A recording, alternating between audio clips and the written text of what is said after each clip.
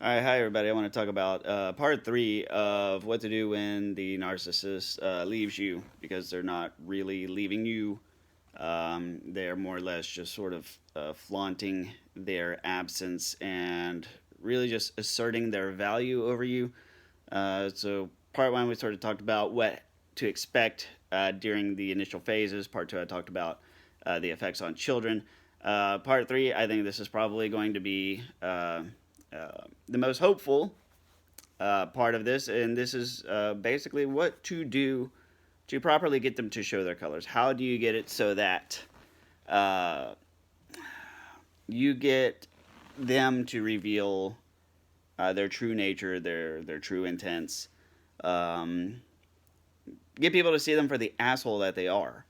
Uh, there's another video I did talking about how to smack down the soulless narcissist. You should check it out for more details. The short answer is um, they in order to get them to reveal their quote true colors um, is really just to get them to lose their shit. And how do you get them to lose their shit? Because they're wanting the conflict, like they're wanting the fight on their terms, right? I gave the example of they're like a boxer in a boxing ring, uh, just gunning for somebody to hop in the ring and beat down, right? How do you beat somebody in a fight that loves to fight? And the answer is you get them out of their element. You get them out of the ring. You get them into a place that they don't expect, and then you hand them a rope and watch them hang themselves. And so I want to talk about how do we do that. So we know that they're wanting the fight, they're wanting the conflict, okay? And we know that they're petty. We know that they keep people in their lives that serve a particular purpose. Everybody that they are friends with serves a specific purpose, a specific value. They tend to not see people as actual people, sentient beings with feelings, emotions, thoughts, logic, reason, etc. It's more along the lines of, yeah, I got a guy that does this, I got somebody who does this, I got a girl for this, I got a girl for that, I got a guy for this, I got a guy for that. Um, so, what you got to do, this is so fun. You've got to make them think that they've got the confrontation coming, and then ghost them. This is by far the most effective tactic you can do. And I think women understand this tactic a lot more than men by the numbers. In the sense that when women fight, when women argue, they know what it means to get a man triggered, get a man angry, and then deny the confrontation. Like, we're going to talk about this later when you're calm. Women, females for the most part, tend to know how to just dig into somebody emotionally. And again, this is not just a generalization of all women. This is from my personal experience, but I think as a whole, I think people understand where I'm coming from on that. Um, so what you have to do when somebody is craving the conflict, when they're wanting the conflict, like when that's the goal, the objective is the fight, you get it just to the point where they're like, yeah, and then you deny it, and they absolutely lose their shit. So how do you do this? Well, for one, you should always remain no contact as much as possible, like 100% of the time, all the time. Just fucking ignore them. Sometimes you can't always do that, especially if you have children, because then children are used as the instrument to perpetuate the conflict and to get the conflict, right? So it's always something. They'll start off with something simple like, "Hey, don't forget today's your day to pick up little Timmy, and it's your weekend with little Timmy. Take care of Tim Tim." Um, and if you don't reply, then they start saying, "Well, obviously you don't care about little Timmy." Am I to assume if you don't respond, then I'm to assume that you are not going to pick up little Timmy, right? And they come into this bullshit, right? And even if you answer, it's like, yes, I know. And they're like, well, you don't have to blah blah blah, So either way you go with it, they're going to try and engage you in a fight. Um, so This is one of the hardest things to do, but if you practice this enough and if you follow this prescription, it works really well.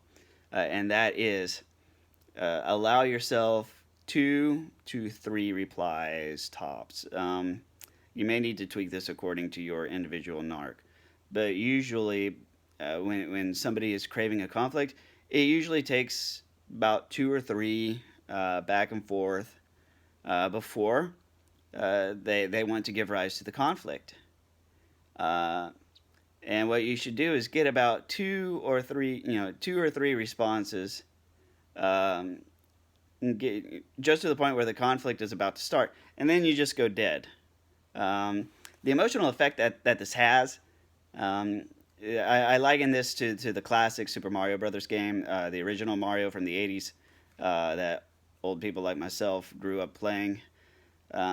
I liken this to at the end of the level, Mario has to climb this pyramid and then he has to jump and land on a flagpole, right? And it was always sort of the game you wanted to inch Mario as far to the last possible pixel and then run and jump and land on the top of the flag, right? So you get the most points. Um, just imagine if you're doing that and then right as Mario's in the air, whoop, the game freezes, right? You get mad, children like get mad, they throw the controller, when this keeps happening. It gets really frustrating. It's even more frustrating if right as you're running and about to jump with Mario, your buddy unplugs the controller and Mario just falls on the low part of the flag, right? Just falls off the pyramid, and now you get a low score value. Ooh, that would be there would be a fight breaking out after that, and even more so if you're the one playing and you go and you jump and Mario's halfway through the air and somebody turns the console completely off. Woo, man, you would jump into a fight with somebody over that, and that psychology is precisely applicable to somebody who is wanting a conflict, right? So it's a little reverse in that playing the Mario game, the conflict occurs after you turn the console off. So imagine this your abuser playing Mario, right? Um, and when they're just when you want to let them run because it's coming, right? The conflict's coming. That for one, and always remember this: you're not gonna hear shit from them ever, ever, unless they want something. And if they're not immediately asking you for something, then it's the fight that they're wanting, right?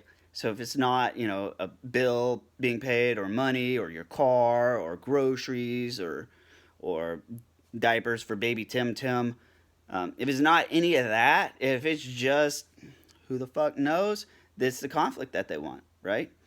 And to really mess with them, you get them to start thinking that they're going to get what they want, and then you just drop them. Uh, most especially if you get just keep it neutral, and then you just go silent, and that's when you get this machine gun firing. Hello, hello, are you there? Well, obviously you're a lazy parent. Obviously I can't trust you. If you're not going to answer, well then I'm just going to have to assume that you're not going to take little baby Tim Tim, and as usual you're just a deadbeat. You're worthless. Blah blah blah. It's all right. What they're trying to do, and you can see this, they have like a Rolodex in their mind, because in part 1 I talk about how from the very very beginning they take inventory of all the things they can use against you as weapons. So just picture them like flipping through a little Rolodex of shit that pisses you off, right? And they start just running through this Rolodex. They're like, you're a lazy parent. Obviously, you don't care. It's like, obviously, your son's not important enough to remember. You've got a little dick. You suck in bed. You're a terrible cook. Can't keep a house clean, right? They sit there, they just flip through this book. And you can just sit there and just watch or listen and don't say anything. It's insane. They just go through because they're wanting the fight. They're wanting the fight. And the second one thing doesn't work, they just switch to the next and the next and the next. And they just spin this Rolodex. And you think, well, eventually they're going to run out of material. Nope. Like the Rolodex just rolls full circle, and it just keeps going in a they just keep going in a full circle. Whatever insult they start with, you wait long enough. When you hear it a second time, you know that they're out of their material, right? Um, it's insane, but it's absolutely hilarious when you know how to do it right. Um, so how can you? How can you prepare yourself for this? Because a lot of times, like you've got to know that they are very, very good at pushing your buttons. Like that is something that you have to know about yourself. You have to know this about yourself, and you have to love yourself enough to understand that these things that they attack you on, like they know what bugs you, they know precisely how to push your buttons, they know exactly um, how to get you triggered. Um, what does that mean? You have to really look at it, and you have to understand that whatever it is that they use to trigger you, that is something that you need to heal. You've got to work on yourself in that specific area. For example, um, if you're ADHD and if you're forgetful and they want to insinuate that you could possibly forget your children, or maybe the schedule's changed up and you forgot, and they want to attack you and say, "I can't believe you would forget your children. You know, we need to re-examine our visitation and agreement," and um, all this other stuff. Just harping on your shortcomings. Is step one is you always feel like you need to defend yourself, right? Like, I mean, it's not that I forgot my child. It's just that this week's schedule was different and blah blah blah blah blah. Like, no, what you have just done by defending yourself, and remember this: every time you defend yourself, defending yourself means that you are validating their attack. So when you defend yourself, you're automatically proving that their initial statement had validity. Um, because what happens when somebody accuses you out of some shit out of thin air, the first thing you say is well, no, it's not at all true. Um, you just don't concern yourself with stuff that's way the hell out there, right? Um, like if I don't even know. Um, when you defend yourself, you're saying that I have indeed done something, but now I'm trying to protect myself and I'm trying to divert the blame. I'm trying to make myself look good. I'm trying to hide the details. And these are all this is basically what the narcissist is telling the flying monkeys and the friends who you thought were your friends. Um, a good Eminem lyric that I love, and God knows I never invoke Eminem. He's got this one song where he says, "What are friends? Friends are the people that you think are your friends, but they're really your enemies with secret identities and disguises to hide their true colors. So just when you think you're close enough to be brothers, they want to come back and cut your throat when you're not looking." Uh, these are the people in your lives that you think are your friends, that you thought uh, that you thought had your back, and then all it took was the narcissist leaving you, and your narc took your friends with you. Um, when you defend yourself, you say, again, like, I can't believe you forget Tim Tim. How could you forget your own child? You obviously don't care. You've obviously got bigger priorities. It's not, the blah blah blah blah blah. Let's just scrap visitation altogether. And you're like, no, it's not that. It's like, I didn't mean to forget them. Blah blah. It was the schedule was different. We planned this months ago. I didn't get a reminder. You start coming up with all this other stuff, and it just plays right into it, right? Because then there's all they have to do is just say, yeah, so and so forgot Tim Tim.